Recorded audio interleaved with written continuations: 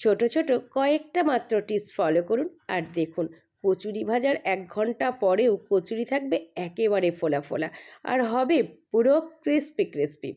আর কচুরির চারি কোণায় পুর থাকবে ঠাসা, ঠিক এই রকম। আর সেই সঙ্গে থাকবে একদম সহজ সরলভাবে বানানো দুধ পনিরের টেস্টি রেসিপি। নমস্কার বন্ধুরা, সন্ধ্যা রান্নাবাড়ির আরও নতুন দুটি রেসিপিতে আপনাদের সবাইকে স্বাগত জানাই। রেসিপি দেখার পর ভালো লাগলে লাইক করতে ভুলবেন না। আর এই রকমই পরবর্তী রেসিপির আপডেট পাওয়ার জন্য বেল আইকন সহ চ্যানেলটা সাবস্ক্রাইব করে আমার সঙ্গে থাকার অনুরোধ রইল। চলুন তবে দেখে নিই আজকের রেসিপি। চলুন প্রথমেই কিছু মশলা রেডি করে নিই। এখানে আমি 10-12টা কাজু বাদাম আর 10 থেকে 15টা দিলাম কিশমিশ একটু গরম জল দিয়ে ভিজিয়ে রেখে একটু আদা সহকারে পেস্ট করে নেব। সঙ্গে আরও একটা পাত্রের মধ্যে 1 ইঞ্চি পরিমাণ আদা, হাফ চামচ মৌরি, সঙ্গে 2টো কাঁচা লঙ্কা গরম জল দিয়ে ভিজিয়েও পেস্ট করে নেব। আমার একটু হিং লাগবে, তাই এখানে গোটা হিং আমি কিছুক্ষণের জন্য ভিজিয়ে দিলাম, তবে গুঁড়ো হিং ব্যবহার করলে ভেজানোর প্রয়োজন নেই। আজ বানাবো মটরশুঁটির কচুরি, তাই মটরশুঁটিটাকে হালকা করে সিদ্ধ করে নেব, তবে আপনি কাঁচাও ব্যবহার করতে পারেন। মটরশুঁটি হালকা করে সিদ্ধ করে নিলে সেই কচুরি খেতে কিন্তু বেশি ভালো লাগে। যাই হোক, আমি একটা পাত্রে জল বসিয়ে দিয়েছি। জলটা গরম হলে হাফ চামচ চিনি আর হাফ চামচ লবণ দিয়ে দিলাম মটরশুঁটিগুলো। মটরশুঁটিগুলো 1 মিনিট মতন ফুটে গেলেই কিন্তু নামিয়ে নেব। দেখুন মটরশুঁটিটা 1 মিনিট মতন ফুটে গেছে। আমি নামিয়ে স্ট্রেনারে এটাকে ঠান্ডা করতে দিলাম। সেই সময়ে বাকি কাজগুলো সেরে নেব। দুধ পনিরের রেসিপির জন্য এখানে আমি 350 গ্রাম পনির ব্যবহার করব। পনিরগুলো স্কোয়ার শেপে আমি কেটে নিচ্ছি, তবে আপনারা যদি অন্যভাবে কাটতে চান সেভাবেও কেটে নিতে পারেন। পনিরগুলো ভাজার জন্য কড়াইতে আমি 1.5 চামচ মতন তেল দিয়েছি আর হাফ চামচ দিয়ে দিলাম ঘি। শুধু তেল দিয়েও ভাজা যায়, তবে একটু ঘি দিয়ে ভাজলে পনিরের স্বাদ কিন্তু অনেকটা বেটার আসে। পনিরগুলো খুব বেশি ভাজবো না, আলতো আলতো করে পনিরগুলো ভেজে নিতে হবে। এক পিঠ একটু ভাজা হলে পনিরগুলোকে উল্টিয়ে পাল্টিয়ে অপোজিট পিঠও হালকা করে ভেজে নেব। দেখুন পনিরগুলো আমার ভাজা হয়ে গেছে। আর এদিকে রেডি করে রাখা গরম দুধের মধ্যে পনিরগুলো দিয়ে দিলাম। এতে পনিরগুলো একেবারে সফট হবে আর খেতেও ভীষণ টেস্টি হবে। পনির ভেজে নেওয়া তেলেই দিয়ে দিলাম গোটা গরম মশলা। গরম মশলাটা মিনিট খানিক কিন্তু আমি ভেজে নেব, খুব সুন্দর একটা সুগন্ধ আসা পর্যন্ত। তারপরে দিয়ে দিলাম একটা ছোট টমেটোকে কুচো কুচো করে কেটে রেখেছিলাম, সেটা দিলাম। টমেটোটা খুব ভালো করে ভাজবো যতক্ষণ না টমেটো পুরোপুরি সিদ্ধ হয়ে যাচ্ছে। তারপরে দিয়ে দিলাম ইয়েলো বেল পেপার আর ক্যাপসিকাম। বেল পেপার না থাকলে না ব্যবহার করতে পারেন, তবে ক্যাপসিকামটা ব্যবহার করার চেষ্টা করবেন। তারপরে দেব কাজু, কিশমিশ আর আদার পেস্টটা দিয়ে খুব ভালো করে মশলাটা কষাতে হবে। মশলা কষাতে কষাতেই এখানে আমি সিদ্ধ করে রাখা মটর থেকে 2 চামচ পরিমাণ মটর দিয়ে আবার একটু কষিয়ে নিলাম। তারপরে কিছু ড্রাই মশলা এখানে ইউজ করব। লবণ, হলুদ, চিনি, লঙ্কার গুঁড়ো, জিরের গুঁড়ো আর ধনের গুঁড়ো সবটার পরিমাণই কিন্তু 1 চামচ করে ছিল। আর লবণটা স্বাদ অ্যাকর্ডিং। সব মশলা ততক্ষণ কষাতে হবে যতক্ষণ না মশলা থেকে পুরোপুরি তেলটা এরকম ছেড়ে আসছে। তারপরে দিয়ে দেব দুধে ভিজিয়ে রাখা পনিরগুলো দিয়ে নেড়ে চেড়ে আলতোভাবে মশলার সাথে ভালো মতো করে মিশিয়ে দেব। তারপর মিনিট 4-5 ফুটে গেলেই কিন্তু রান্নাটা কমপ্লিট হয়ে যাবে। রান্নার শেষে কিছুটা কাসুরি মেথি হাতের সাহায্যে এভাবে ক্রাশ করে দিয়ে দিলাম। দিয়ে ভালো মতন করে মিশিয়ে আরও 1 মিনিট মতন রান্না করে নিলেই দুধ পনির রেডি। এবার কচুরির পুরটা রেডি করে নেব। এদিকে মটরশুঁটিগুলো সিদ্ধ করে রেখেছিলাম, একদম ঠান্ডা হয়ে গেছে। একটা ব্লেন্ডারে নিয়ে একেবারে মিহি করে পেস্ট করে নিলাম। গ্যাসে একটা কড়াই গরম করে দিয়ে দিলাম 1 টেবিল চামচ পরিমাণ তেল। তেলটা একটু গরম হলে দিয়ে দেব ভিজিয়ে রাখা হিংটা। হিং নেড়ে চেড়ে নিয়ে দিয়ে দেব আদা, মৌরি আর কাঁচা লঙ্কার পেস্টটা দিয়ে এটাকে 1 মিনিট মতন ভালো মতন ভেজে নিতে হবে। একটু ভালো করে ভেজে নেওয়ার পরে দিয়ে দেব মটরশুঁটি যে পেস্ট করে রাখলাম এই পেস্টটা।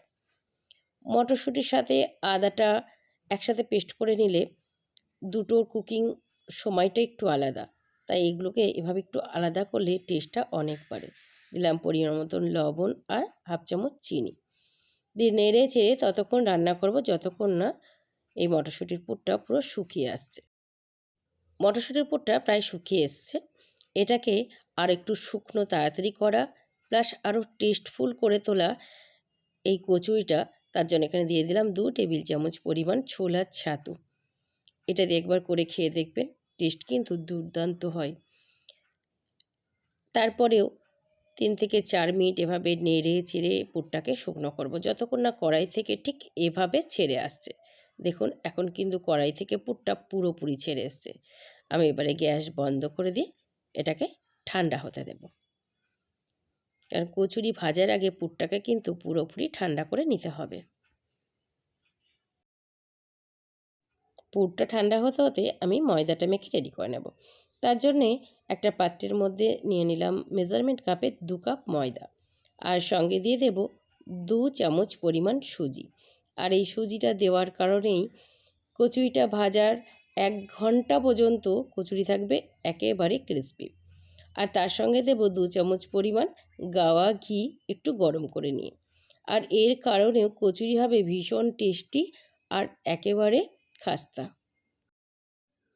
তবে ময়ানে গাওয়া ঘির পরিবর্তে আপনি ডালডাও ব্যবহার করতে পারেন। তারপরে হাতের সাহায্যে ময়ানটা খুব ভালো করে ডলে ডলে দিয়ে নেব। দেখুন ময়ানটা আমার দেওয়া হয়ে গেছে। এরপরে এতে মিশিয়ে দেব পরিমাণ মতন লবণ। আমি 1/2 চামচ লবণ ব্যবহার করেছি, আর 1/2 চামচ দেব চিনি।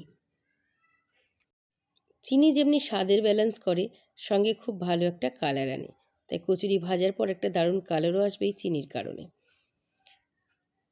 চিনি আর লবণ ময়দার সাথে ভালো করে মিশিয়ে নিয়ে অল্প অল্প করে জল দিয়ে ডোটাকে আমি রেডি করে নেব।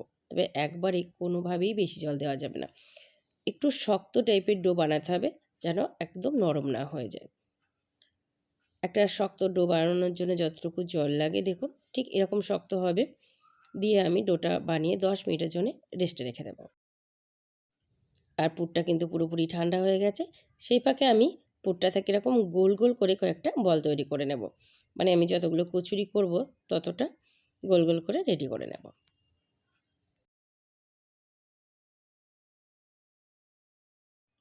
মিনিট 10 আমার রেস্ট হয়ে গেছে। এবারে এই ময়দার ডোটাকে আরও একটু ঠেসে ঠেসে মেখে নেব, যতক্ষণ না ডোটা পুরোপুরি সফট হয়ে যাচ্ছে। দেখুন মাখাটা কিন্তু একদম সফট হয়েছে। আর এবারের থেকে আমি লেচি কেটে নেব। নর্মাল লুচির থেকে কিন্তু একটু বড় বড় করে লেচিটা কাটতে হবে। একটা লেচি হাতের মধ্যে নিয়ে একটা বাটি শেপ তৈরি করে নিয়ে একটা মাঝখানে পুর রেখে ঠিক এভাবে মুখটা জুড়ে দিয়ে তারপরে 2 আঙুলের সাহায্যে এইভাবে একটু টিপে টিপে একটু চ্যাপ্টা করে নিতে হবে। তাহলে কী হবে, পুরটা কিন্তু এই লেচির চারিদিকে চলে যাবে। আর যখন কচুরিটা ভাজবেন তখন কিন্তু পুরোপুরি চারিপাশে কচুরির এই পুরটাকে দেখতে পাবেন। ঠিক যেভাবে আমি করে দেখালাম এভাবেই কিন্তু করতে হবে।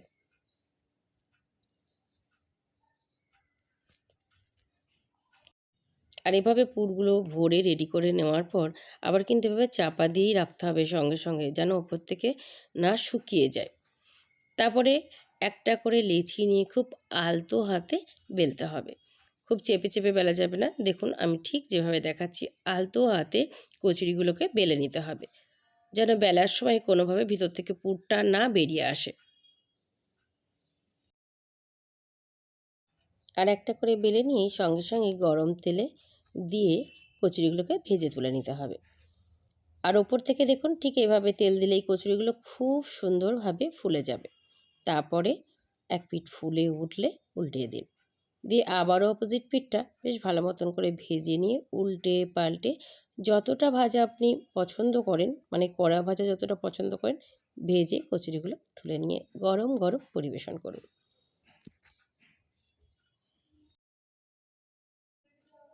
আর দেখুন এগুলো কিন্তু আমি বেশ কিছুক্ষণ আগেই ভেজেছি। এখনও কিন্তু পুরো ফোলা ফোলা রয়েছে আর প্রচণ্ড ক্রিস্পি। আর একটা আমি ভেঙে দেখাচ্ছি দেখুন। সাউন্ডটা শুনেও বুঝতে পারবেন কতটা ক্রিস্পি হয়েছে। আর পুরের চারিপাশ ছড়িয়ে গেছে। আর সেই সঙ্গে আজকে দুধ পনির রেসিপি দুটো কেমন লাগলো তা কমেন্ট করে অবশ্যই জানাবেন। ভালো থাকবেন, সুস্থ থাকবেন। আবার কথা হবে অন্য কোনো দিন অন্য কোনো নতুন রেসিপি নিয়ে। ভিডিও শেষ পর্যন্ত আমার সঙ্গে থাকার জন্য আপনাকে অসংখ্য ধন্যবাদ।